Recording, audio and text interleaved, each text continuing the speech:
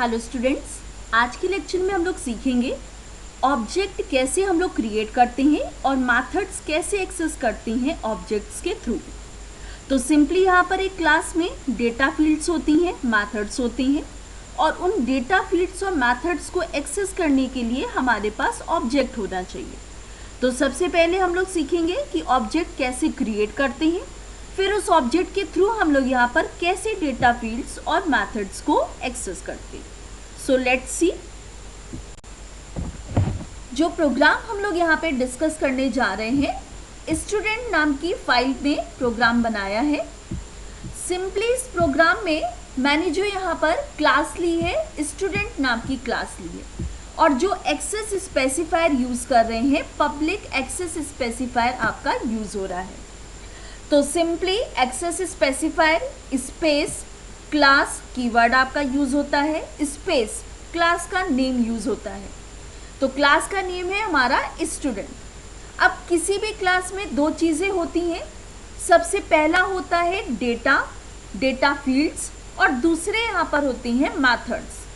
तो जो यहाँ पर स्टूडेंट नाम की क्लास में हम लोग डेटा ले रहे हैं, दो डेटा यहाँ पर लिया है, दो डेटा फील्ड्स हम लोगों ने ली हैं। पहली है इंटीजर i, दूसरी है स्ट्रिंग n। इट मीन्स कि पहला यहाँ पर जो डेटा ले रहे हैं, डेटा फील्ड है i है इंटीजर टाइप की और जो दूसरी डेटा फील्ड है n है स्ट्रिंग टाइप का। और यहाँ पर हम लोग टोटल 3 मेथड्स यूज कर रहे हैं। तो जो सबसे पहला मेथड है, टोटल यहाँ पे 3 मेथड्स हम लोग यूज कर रहे हैं। जो सबसे पहला मेथड है वो है पब्लिक वॉइड गेट डेटा। यहाँ पर पब्लिक वॉइड गेट डेटा जो मेथड है, इसका यूज हम लोग कर रहे हैं जो डेटा फील्ड्स हैं उनकी वैल्यू इनिशियलाइज करने के लिए।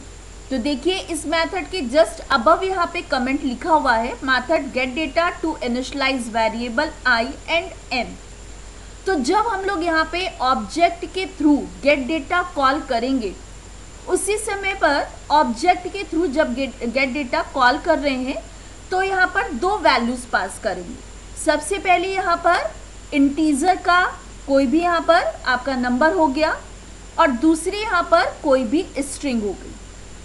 तो जो यहाँ पर आपके ऑब्जेक्ट के थ्रू कॉलिंग के टाइम पर जो नंबर और जो स्ट्रिंग यहाँ पे पास करवाई जा रही हैं, वो यहाँ पर स्टोर हो जाएंगी डेटा फील्ड्स में।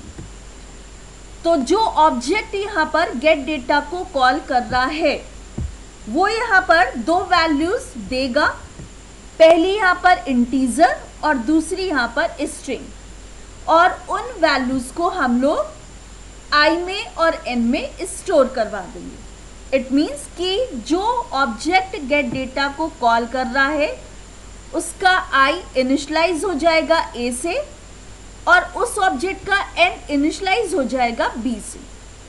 ये यहाँ पर गेट डेटा की वर्किंग हो गई। नेक्स्ट यहाँ पर जो दूसरा मेथड हम लोग यूज कर रहे हैं वो मेथड है आपका डिस्प्ले मेथड। डिस्प्ले मेथड हम लोग जो यूज कर रहे हैं, सिंपली जो वैल्यूज असाइन हो चुकी हैं ऑब्जेक्ट के i में और n में, उन वैल्यूज को डिस्प्ले करवाने के लिए हम लोग डिस्प्ले मेथड का यूज कर रहे हैं। तो जो यहाँ पर ऑब्जेक्ट कॉल करेगा डिस्प्ले, उस ऑब्जेक्ट के i में जो भी वैल्यू होगी वो प्रिंट हो जाएगी और उस ऑब्जेक्ट के n में जो भी वैल्यू स्टोर होगी वो प्रिंट हो जाएगी। तो सिंपली यहाँ पर जो मेथड है डिस्प्ले, ये नेम यहाँ पर हम लोगों ने लिया है। आप यहाँ पे कुछ भी नेम यूज कर सकते हैं। जो वॉइड है, क्योंकि हम लोग कुछ भी रिटर्न नहीं करवा रहे हैं, तो जो रिटर्न टाइप है वो वॉइड है। और पब्लिक यहाँ पर एक्सेस स्पेसिफायर है कि ये मेथड यहाँ पर इजीली हर जगह यहाँ पर एक्सेस हो जाए। क्योंकि अगर कुछ ऐसी इंफॉर्मेशन नहीं है जो हमें हाइड करनी है, तो हम लोग पब्लिक एक्सेस स्पेसिफायर ले सकते हैं। अगर कोई यहाँ पर एक्सेस स्पेसिफायर नहीं लेंगे तो ये यहाँ पर डिफ़ॉल्ट होगा।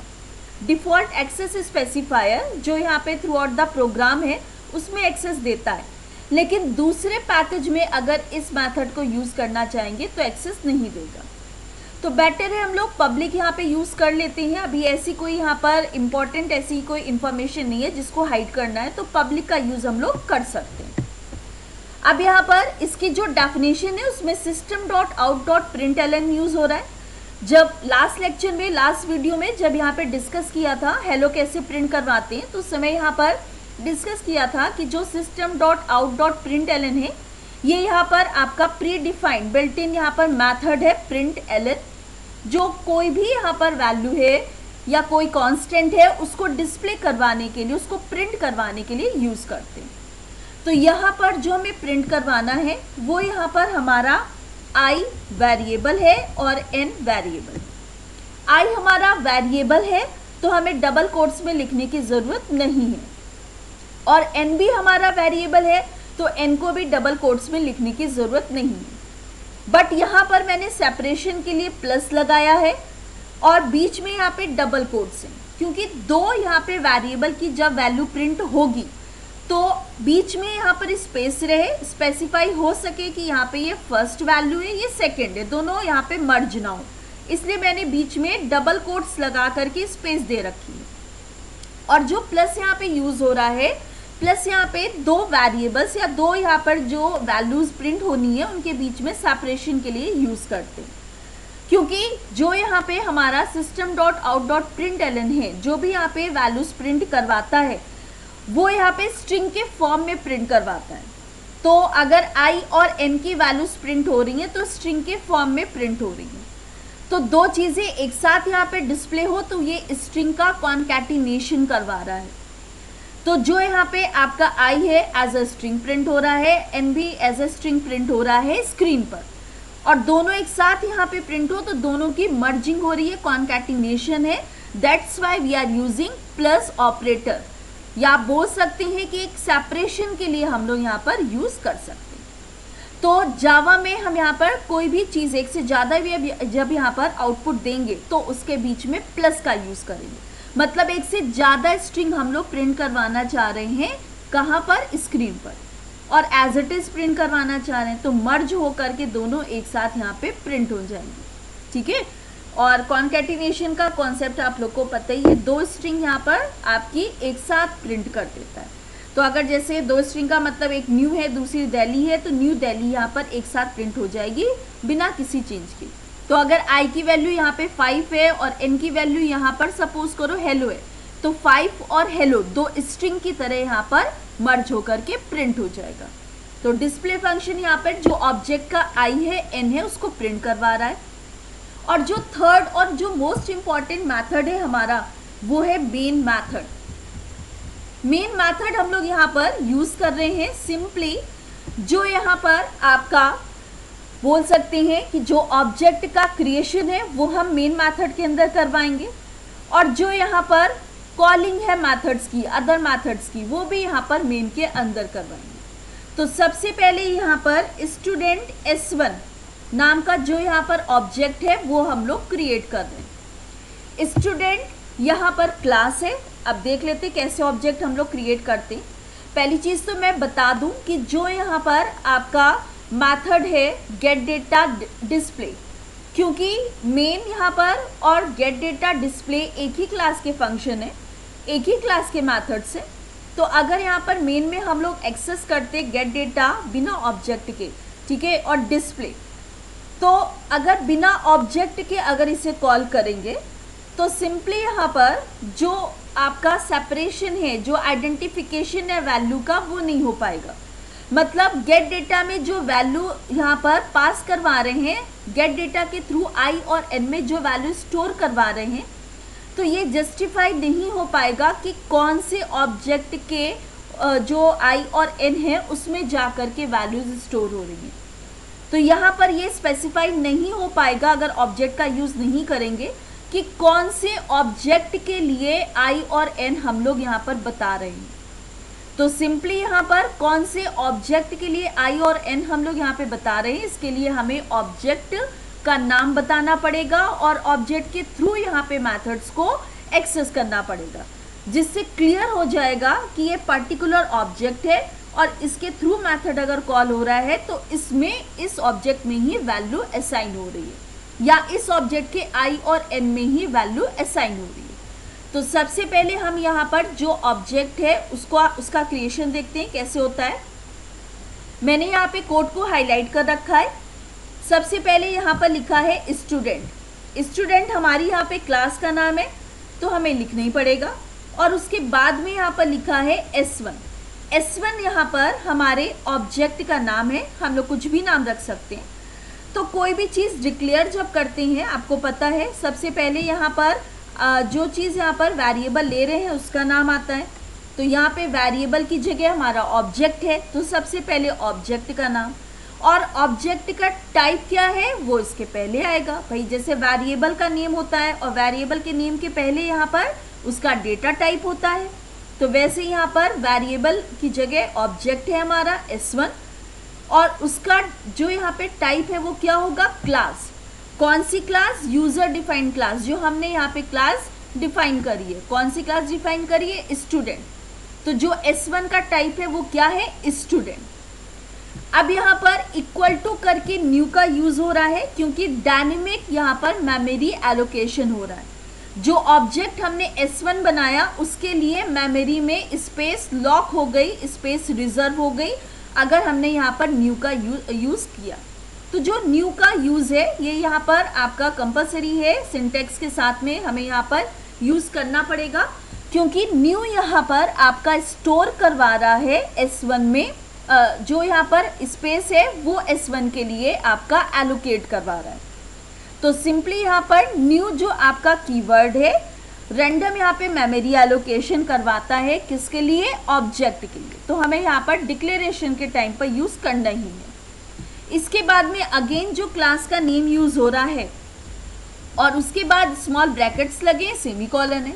जैसा कि हम लोग को पता है अगर किसी नेम के साथ स्मॉल ब्रैकेट्स लगे हैं तो ये यहाँ पर आपका बोल सकते हैं आप कि जो नेम के साथ यहाँ पे स्मॉल ब्रैकेट्स लगे होते हैं वो यहाँ पर रिफ़र करता है मेथड को। तो अब ये मेथड तो नहीं है ना, हमारी क्लास है, लेकिन रिकॉल करिए चीज़ें। C++ अगर आपने पढ़ी है कि अगर यहाँ पर मेथड का नाम क्लास नेम के अगर इक्वल होता है तो वो मेथड क्या कहलाता है, कंस्ट्रक्टर। अगर मेथड का नेम क्लास नेम के इक्वल है, सेम है, तो हमारा जो मेथड है वो क्या कहलाएगा, constructor. And constructor is used to initialise values at the time of declaration. तो यहाँ पर ये जो क्लास का नेम और जो ब्रैकेट्स देन सेमीकोलन यूज हो रहा है, ब्रैकेट यहाँ पर डिफाइन कर रहा है it is a method, but method का name is same as class name. तो यहाँ पर ये आपका क्या हो जाएगा, कंस्ट्रक्टर। ठीक है। और कंस्ट्रक्टर जो मेथड होता है उसमें अगर कोई भी आर्ग्यूमेंट नहीं है तो वो कौन सा कंस्ट्रक्टर होता है, डिफॉल्ट कंस्ट्रक्टर। सो क्लियर है, यहाँ पे we are using default constructor, but here we don't specify the constructor. हमने तो कोई यहाँ पर स्पेसिफाई किया ही नहीं है कंस्ट्रक्टर। तो आप सभी को पता है अगर प्रोग्राम में हमने कंस्ट्रक्टर नहीं बनाया है तो बाय डिफॉल्ट वाला कंस्ट्रक्टर यूज करेगा सिस्टम। तो बाय डिफ़ॉल्ट वाले कंस्ट्रक्टर में जो डेटा टाइप्स की बाय डिफ़ॉल्ट वैल्यू होती है वो यहाँ पे स्टोर करवाएगा। तो C++ में जब आपने डिफ़ॉल्ट पढ़ा होगा तो उसमें जो सिस्टम यूज़ करता है डिफ़ॉल्ट, हम भी बना सकते हैं डिफ़ॉल्ट, लेकिन हमने यहाँ पे प्रोग्राम में नहीं दिया है, तो सिस्टम अपनी तरफ से डिफ़ॉल्ट कंस्ट्रक्टर यूज़ कर रहा है। तो C++ में क्योंकि यहाँ पे डेटा टाइप्स की वैल्यू गार्बेज होती है तो गार्बेज स्टोर करवाता है, लेकिन जावा में जो यहाँ पे डेटा टाइप्स अगर इंटीजर है तो 0 होगी, अगर कैरेक्टर है तो नल होगी। इट मीन्स कि जब यहाँ पे S1 क्रिएट हो रहा है अपने आप i में 0 स्टोर हो गया और n में नल स्टोर हो गया, because i is an integer और जो आपका यहाँ पर n है वो आपकी स्ट्रिंग है। ठीक है। तो एक तरह से जो यहाँ पर आपका क्रिएशन होता है ऑब्जेक्ट का, उसमें सबसे पहले फिर से यहाँ पर मैं कोड बता देती हूँ। सबसे पहले यहाँ पर आपका क्लास का नाम आएगा, बिकॉज जो यहाँ पे क्लास का नाम है वो यहाँ पर टाइप डिफाइन कर रहा है ऑब्जेक्ट का। तो ऑब्जेक्ट के पहले हमें यहाँ पर क्लास का नाम लगाना पड़ेगा कि वो ऑब्जेक्ट यहाँ पे कौन से टाइप का है। ऑब्वियसली क्लास के टाइप का है, बट वो यहाँ पे यूजर डिफाइंड क्लास है कौन सी, वो लिखना पड़ेगा हमें। देन इक्वल्स टू लगाएंगे। इक्वल्स टू यहाँ पर न्यू यहाँ पर आपका यूज़ हो रहा है, आपका जो यहाँ पर स्पेस है वो एलोकेट हो रही है। तो जो यहाँ पे न्यू है वो यहाँ पे डायनेमिक वे से मेमोरी एलोकेट करवा रहा है ऑब्जेक्ट में। और न्यू एक तरह से मेमोरी एलोकेट करवाता है ऑब्जेक्ट के लिए। कितनी मेमोरी एलोकेट करवाता है भाई? S1 यहाँ पे अकेला तो नहीं है, S1 से अटैच दो चीज़ें हैं, एक है I, दूसरा है N। I है इंटीजर, N है स्ट्रिंग, ठीक है। तो जो यहाँ पर आपका नेक्स्ट स्टेटमेंट स्टूडेंट ब्रैकेट है वो कंस्ट्रक्टर है, डिफॉल्ट कंस्ट्रक्टर है। डिफॉल्ट कंस्ट्रक्टर के अकॉर्डिंग I में 0 स्टोर होगा और N में नल। इसका मतलब N में अभी कोई स्ट्रिंग नहीं है तो कोई स्पेस नहीं है, बाकी I की यहाँ पर 2 बाइट्स स्टोर करता है, तो इतनी स्पेस रिजर्व हो जाएगी S1 के लिए, ठीक है। ये होता है ऑब्जेक्ट क्रिएशन। अब ऑब्जेक्ट हमारा बन गया और हमें यहाँ पर अगर कोई क्लास का डेटा एक्सेस करना है या मेथड एक्सेस करना है तो डॉट ऑपरेटर का यूज़ करना पड़ेगा। यहाँ पे हम लोग कॉल करवा रहे हैं मेथड को, तो यहाँ पर S1 डॉट गेट डेटा, मतलब अब जो मेथड कॉल हो रहा है गेट डेटा केवल और केवल S1 के लिए कॉल हो रहा है। और जो यहाँ पे वैल्यूज़ हम लोगों ने दे रखी है कॉलिंग के टाइम पर 5 एंड ABC, तो ये 5 और ABC ये आपकी असाइन होंगी S1 के I में और S1 के N में, ठीक है। ऐसे यहाँ पर S1 के लिए डिस्प्ले हम लोग कॉल कर रहे हैं, तो ये गेट डेटा डिस्प्ले कॉल हो रहे हैं S1 के लिए। तो जो यहाँ पे 5 है, गेट डेटा की डेफिनेशन पे आ जाते हैं, तो जो 5 है A में यहाँ पर है वैल्यू, तो 5 स्टोर हो जाएगा I में, ठीक है।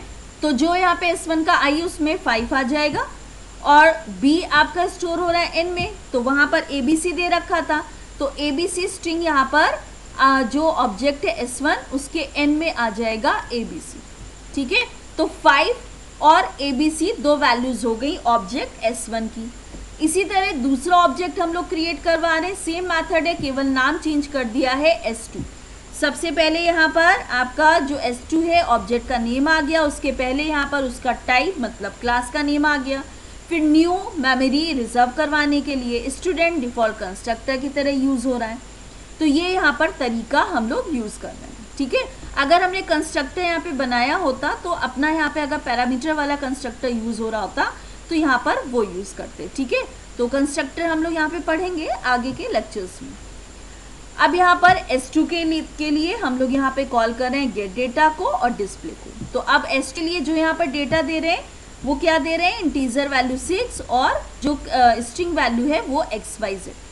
तो आई थिंक यहाँ पर समझ में आया होगा कोड। अब इसको एग्जीक्यूट करवा के देख लेते हैं। एग्जीक्यूशन के लिए हमने कमांड प्रॉम्प्ट ओपन कर लिया, डेस्कटॉप वाला पाथ है, लेकिन हमें जहाँ पर हमारा प्रोग्राम है उस पाथ तक हमें आना पड़ेगा, तो हम CD/ कर लेते हैं।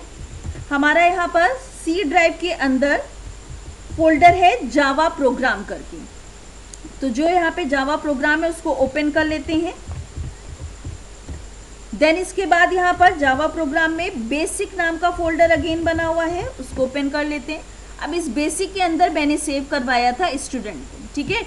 जब आप यहाँ पे जितनी बार चीज़ें अपडेट करेंगे उतनी बार यहाँ पर सेव करवाना पड़ेगा। फर्स्ट टाइम आप यहाँ पे फाइल में जाके सेव एज में जाएंगे, सेव एज में जहाँ पे स्टोर करवाना है, देखिए मैंने यहाँ पे कहाँ स्टोर करवाया है, सी के अंदर जावा प्रोग्राम, जावा के अंदर बेसिक, और बेसिक के जो यहाँ पर अंदर फोल्डर है उसके अंदर यहाँ पर हमने student.java के नाम से सेव करवाया, तो student.java, ठीक है।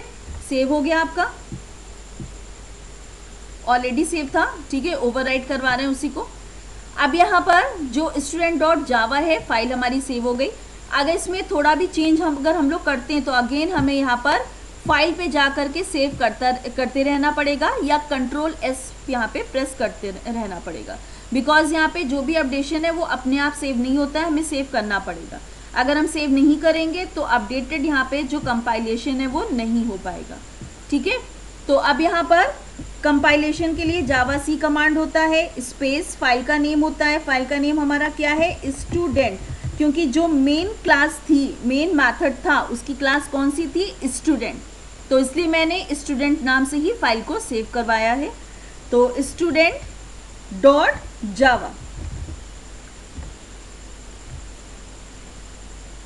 नेक्स्ट प्रॉम्प्ट पे आगे हम लोग, क्योंकि यहाँ पर कोई एरर नहीं है तो आप एग्जीक्यूट करवा लेते हैं। Java command for execution space file का नेम स्टूडेंट। अब देखिए आउटपुट इसने दे दिया, क्योंकि डिस्प्ले फंक्शन हम लोगों ने यूज़ किया था दोनों के लिए। तो ये जो फर्स्ट यहाँ पे आउटपुट आ रहा है ये 5 और ABC, ये यहाँ पे आपका S1 का आउटपुट है, S1 की वैल्यूज़ हैं, और 6 और XYZ ये यहाँ पर S2 की वैल्यूज़ हैं। सो स्टूडेंट, आई थिंक आपको यहाँ पर जो प्रोग्राम है उसमें क्लास के अंदर डेटा, क्लास के अंदर मैथड्स इंक्लूडिंग मेन मैथड कैसे यूज़ होते हैं समझ में आया होगा, और ऑब्जेक्ट क्रिएट कैसे होता है उसके थ्रू यहाँ पर मैथड्स कैसे एक्सेस करते हैं, आई थिंक समझ में आया होगा। Okay students, thank you.